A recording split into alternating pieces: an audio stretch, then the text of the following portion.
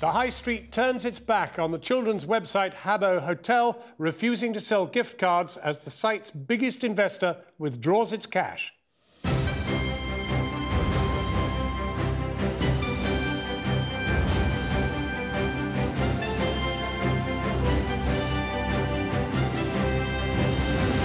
Good evening. In the last few minutes, the biggest investor in the teenage website Habbo Hotel has bailed out. At a crisis board meeting with Habbo's parent company Sulaki this afternoon, the investment company 3i decided to pull its entire multi-billion-pound 16% stake in the company. This in the aftermath of key high street chains in the United Kingdom closing down retail access to Habbo. Plus the silence and protests in Habboland after our revelations last night of widespread sexual and paedophile propositioning on the site. Tonight, a unique moment in cyberspace as the market looks like achieving what regulation cannot. They say they are the biggest social gaming site for teenagers in the world, and tonight they've just lost their biggest multi-million-pound investor. I made a mistake earlier. I said billion. We're going over the top there. This in the wake of this programme's revelations of explicit content and of access to the site by paedophiles. Within hours of last night's broadcast, the company which owns Habbo, Sulaki, muted all exchanges on the site pending investigations. That triggered a series of silent protests by users, but not all were silent. Some users used other networks to express their dismay, and some their confirmation of what we have reported, as Porrick O'Brien now reports. Habbo Hotel is a giant online chat room for young teenagers. Yesterday, we exposed the extent of extreme sexual chat taking place on the site and invitations to go one-to-one. Initially, do you have a webcam? Are you on MSN? Are you on Skype? I was being asked to strip, to get fully naked. What would I do on a webcam? Would I send photos of myself over email? And we revealed that in the last year, 2 convicted paedophiles used the site to approach children. We sent in some of the biggest names in online children's safety to play. 11-year-old, MSN, Skype, dirty boy. You don't need to be Einstein to work out what this is about. There should be the equivalent of the virtual fire brigade jumping in on this, and it's not happening.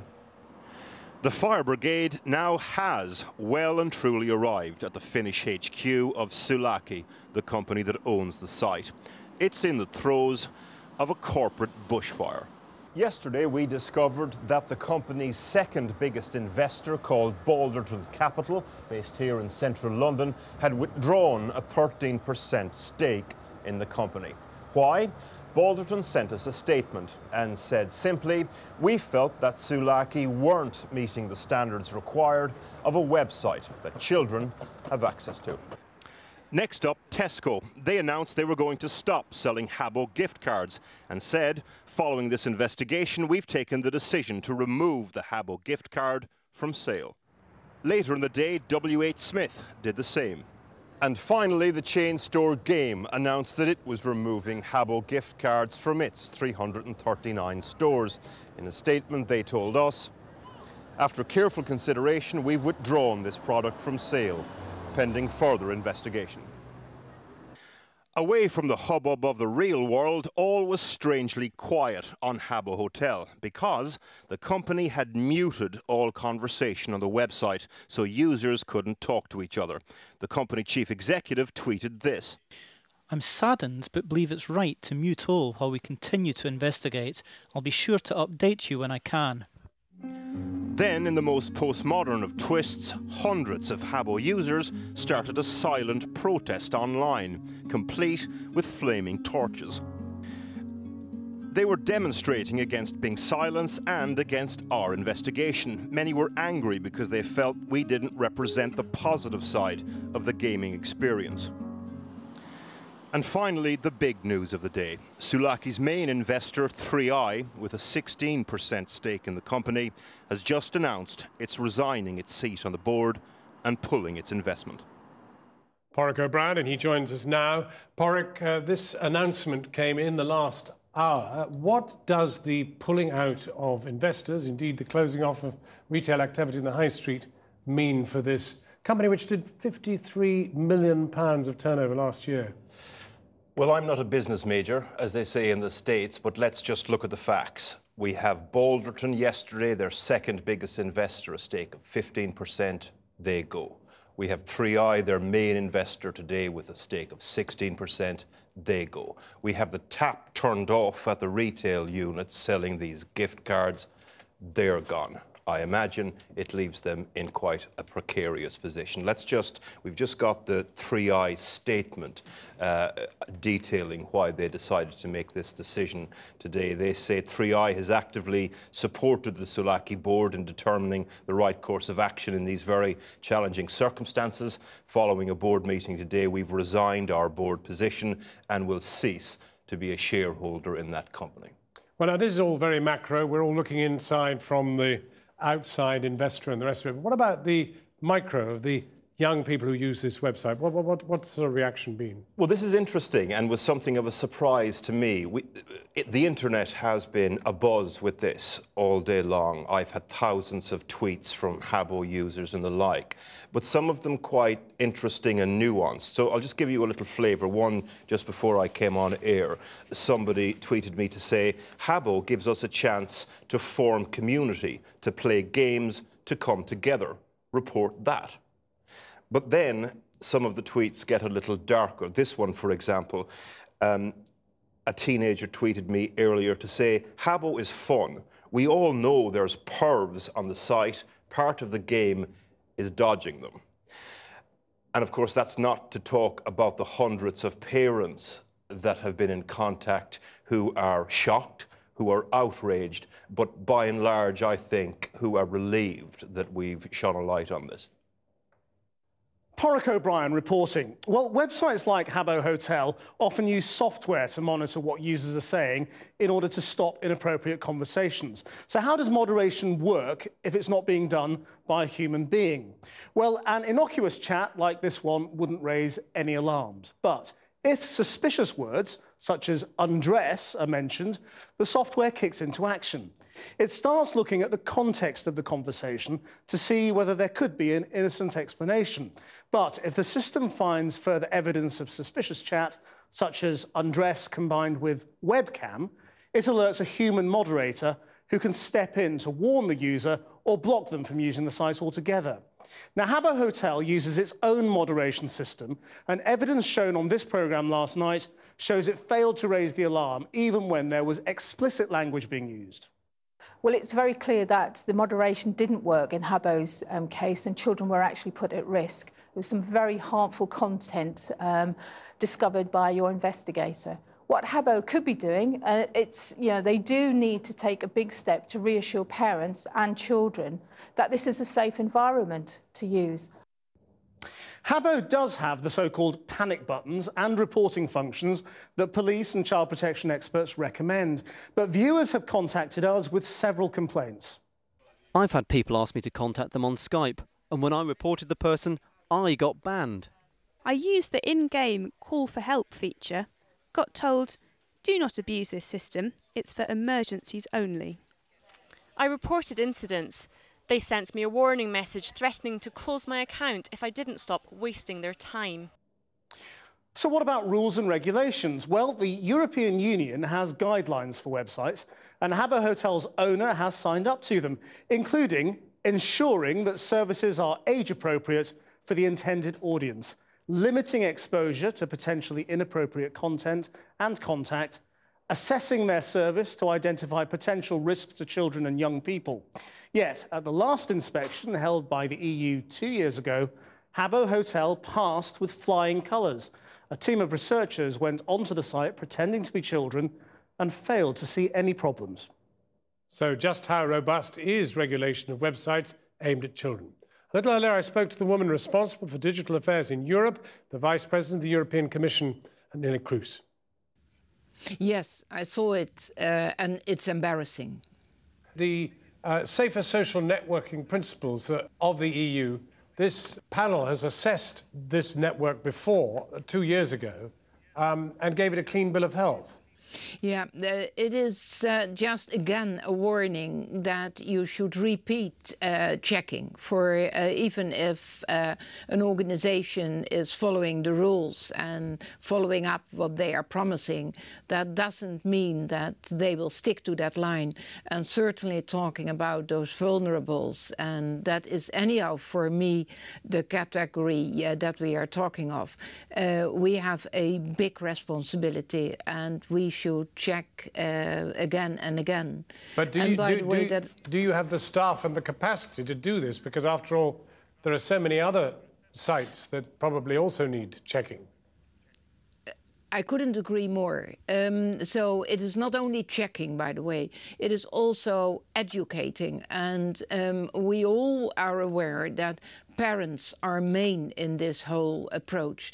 If parents are aware what is at stake, and when they are acting like a good parent should do, then that is a big help, so to say. And by the way, it is also a matter of the big companies, and not only the big ones, the companies that are involved in this whole development. Well, self-regulation, I mean, speaks to the reality that in any case, external regulation, global regulation, is more or less out of the question. And I'm wondering whether you think in the end that the best hope is, in fact, market forces. Already one key investor has pulled out, others are looking at it. Let me start to say that your action to get a lot of attention for these issues is quite important. But having said that, all the technology companies should feel the heat, so to say. It is even more important to speed up with their solutions and to make a safer internet for kids. But given that your office has already looked at Habbo Hotel in the past, and as I say, given a clean bill of health, what new regime do you think you need to establish to try and prevent these sort of excesses occurring? Well, starting with the commitment of this company, Sulake, they signed up in 2009, rightly said by you, and that means that they are committed for a safer social networking principle list. They didn't fill in, and don't try to give me arguments that that is the mother company. The mother company is also responsible for the policy in their daughter companies. So it means that we have to check now and then, and that we have to knock on doors. Please check if your own organization is still behaving conform the rules and the regulations that you have signed yourself. But will you, for example, I mean, now that we've made these findings, what can you actually do about it? What can you do about it? Well, starting with the UK government, and the UK could support more education of people of all ages, for that is important, for they are the main subjects, so to say, who are involved, and the main players. If Habbo Hotel is not cleaned up, you do have the power in some way to regulate? How? Well, then I'm forced to, and I think that this You would close them down? You would close them down, or what? At the end of the day, that should be a remedy that is at stake. Nelly Kroes, the Commissioner responsible for the digital agenda in the European Union.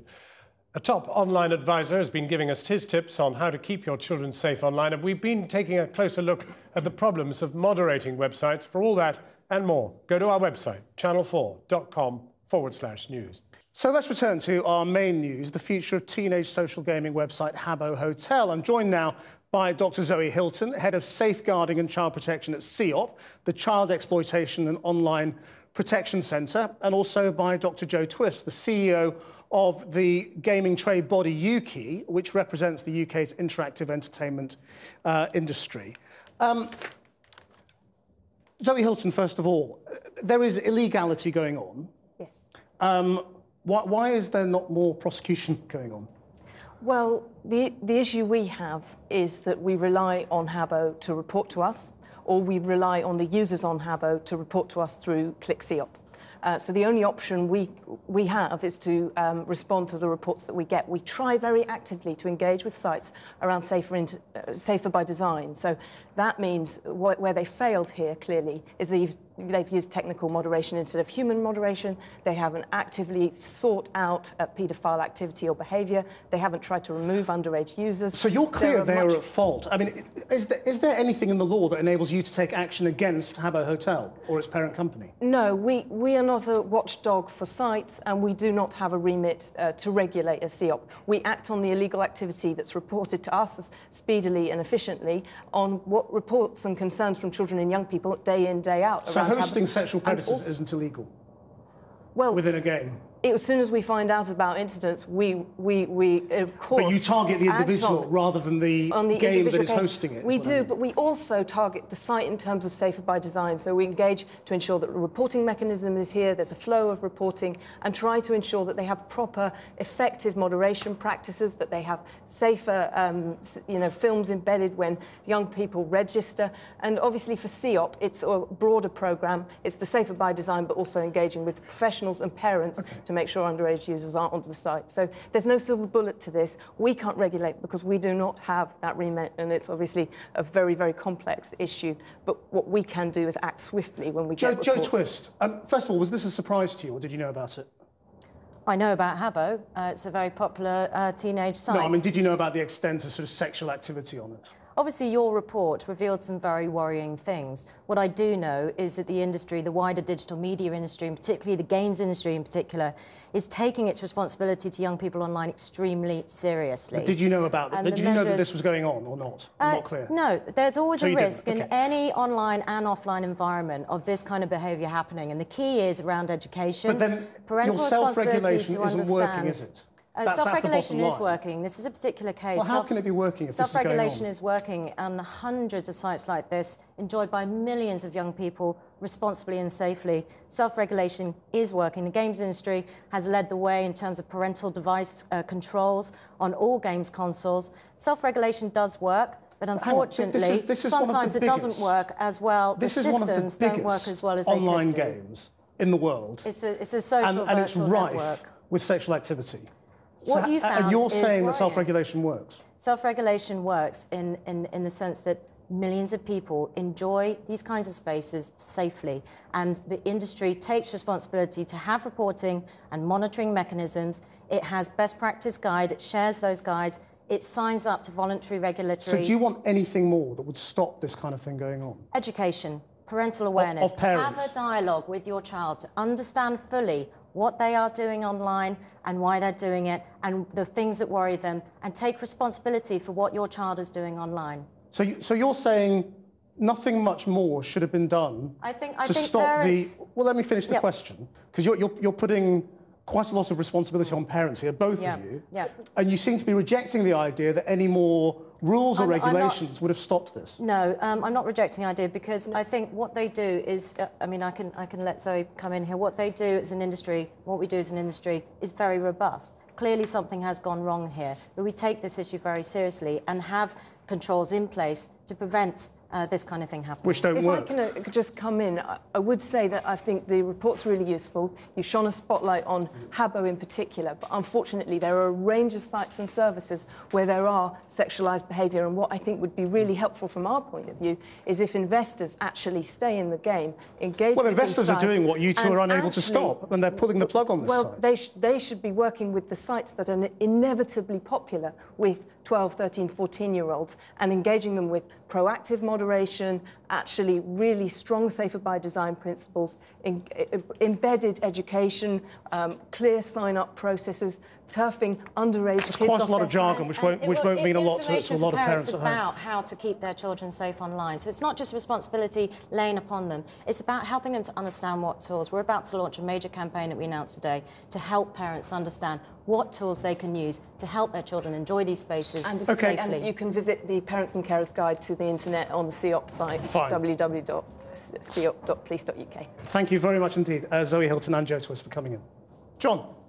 And on tomorrow's programme, Channel 4 News reveals the pain of children victimised online by other children. We investigate how cyberbullying is a part of everyday life for more than 250,000 primary school pupils. And we hear how some youngsters are driven to self-harm, even thoughts of suicide to escape their tormentors. It was pretty much to deliberately making myself ill through not drinking. On 1 or 2 occasions, I had to go to the hospital because it got that bad. Back 7 tomorrow. Krishnan, me, that's Channel 4 News. Good evening.